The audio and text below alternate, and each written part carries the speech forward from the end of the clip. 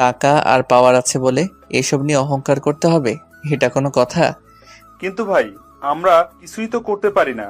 শুধু আমরা সেই এমপির অহংকারী মেয়ের চাকর হয়ে কলেজে থাকতে হচ্ছে। আর তাছাড়াও এমন কেউই এই কলেজে নাই যে কিনা এই এমপির অহংকারী মেয়ের সাথে টক্কর দিতে পারবে। আজ পর্যন্ত এমপির চেয়ে বেশি পাওয়ারফুল কেউ এই কলেজে আসেনি। আচ্ছা ভাই, আপনাকে দেখে তো নতুন মনে হচ্ছে। হ্যাঁ, আমি নতুন। আমার নাম মোহাম্মদ ওবায়দুর রহমান অন্তর। আর গতকাল ভর্তি হয়েছিলাম। আর আজকে আমার প্রথম দিন ক্লাসে। কিন্তু এখন আমি এনাকে নিয়ে হসপিটালে আসলাম। আমি তানভীর। পরিচিত হয়ে খুশি হলাম। আচ্ছা ভাই, আপনার তো আজ প্রথম দিন, আপনি ক্লাসে যান। আজকের দিন মিস করিয়েন না, পরে সমস্যায় পড়বেন। আমি এখানে আছি। থ্যাংক ইউ ভাই।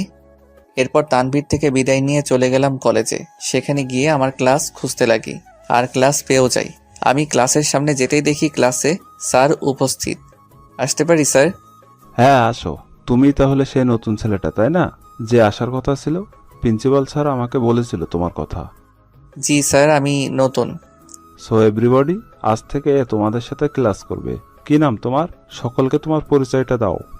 আমার নাম মোহাম্মদ ওবায়দুর রহমান অন্তর। আর আজ থেকে আপনাদের সাথে পড়ব, ক্লাস করব, আর মজা মাস্তিও করব। Good boy. আচ্ছা, তোমার বাবা কি করে অন্তর? স্যার, আমার আব্বু তো গাড়ি চালায়। কি, একটা ড্রাইভারের ছেলে, তাও আমার সাথে পড়বে? কথাটা শুনে দেখতে লাগলাম কে এইভাবে কথাটা বলে। পরে দেখলাম সেই মেয়েটার কেউ না, সেই এমপির অহংকারী মেয়েটা। তাকে আমার ক্লাসে দেখে অবাক হয়ে গেলাম আমি। একটা ড্রাইভারের ছেলে আমাদের সাথে পড়বে? আল্লাহ, প্রিন্সিপাল স্যারের কি রোগ হলো? কোনো স্ট্যাটাস বলতে কিছুই নেই নাকি তার? আমাদেরও তো একটা স্ট্যাটাস আছে। কোথায় আমরা আর কোথায় একটা খ্যাত ড্রাইভারের ছেলে। আর এইটাকে তো দেখতেও বাজে লাগতেছে, জাস্ট ডিসকাস্টিং। অরিন, এইসব কি হচ্ছে? এইভাবে কথা বলে নাকি? স্যার, সত্যি বলতে এই কলেজে পড়তে হলে একটা স্ট্যাটাসের প্রয়োজন হয়, আর সেই স্ট্যাটাসটা তো এই খ্যাতমার্কা ছেলের নেই। আর দেখেন না কি আজব শার্ট প্যান্ট পরে আছে সে, মনে হচ্ছে ফুটপাত থেকে কিনে আনছে। কোনো কোয়ালিটি আছে এইটা এখানে পড়ার? কি করব বলেন? ভাগ্যের জোরে চলে আসলাম আমি। আল্লাহ চাইছে বলেই তো এখানে অ্যাডমিশন নিতে পারলাম। অরিন, থামো, অনেক হয়েছে। আর অন্তর, তুমি যাও আর বসে পড়ো। স্যারের কথা মতো আমিও একটা সিটে বসে পড়ি। আর স্যারও ক্লাস করাতে শুরু করে। আমিও বেশ ভালো করে মনোযোগ সহকারে ক্লাস করলাম। ক্লাস শেষ। আমি যখনই ক্লাস থেকে বের হতে যাব তখনই আমার মোবাইলে কল দেখলাম, আব্বু কল দিছে। তাই আমিও আস্তে করে এক সাইডে চলে যাই আর কল রিসিভ করি। হ্যালো আব্বু, আসসালামু আলাইকুম। ওয়ালাইকুম সালাম। কি খবর আমার ফাজের পোলাটা, কেমন আছিস? আমি তো ভালোই। আর আমি বাড়িতে না থাকার কারণে তো মনে হয় তুমিও বেশ ভালোই আছো।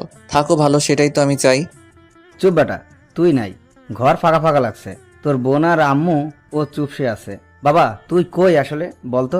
কেন, আমি বাড়ি থেকে কি বলে বের হয়েছি মনে আছে? আমি বের হওয়ার পর যদি আমাকে খুঁজে বের করতে পারো তাহলেই বাড়িতে আসবো, না হলে আসবো না। আমি বাহিরে মজা করে দিনকাল কাটাবো। তবে একটা কথা ভুলেও লোক লাগিয়ে খুঁজবা না, নিজে খুঁজে বের করো। চ্যালেঞ্জ দিয়ে আসছি আমি। ঠিক আছে, আমি নিজেই তোকে খুঁজে বের করে কান ধরে তো বাড়িতে নিয়ে আসবো। এখন কি করিস?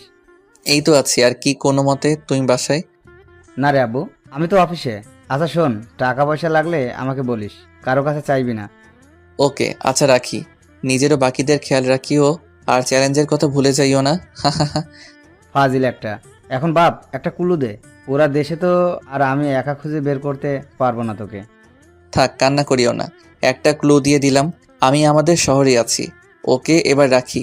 পারলে খুঁজে বের করো এবার। বলেই কল কেটে দিলাম। এরপর আমিও ক্যাম্পাসের দিকে যেতে লাগি। সেখানে গিয়ে দেখি এমপির সেই অহংকারী মেয়ে ও তার বন্ধুদের নিয়ে আড্ডায় ব্যস্ত। তাই আমিও সেখান থেকে সরে যেতে লাগি আর হাঁটতে লাগি। ওই ড্রাইভার। আমিও শুনে না শোনার ভান করতে লাগলাম। কিছুক্ষণ পরে পিছন থেকে একজন আমার ব্যাগ ধরে টান দেয়।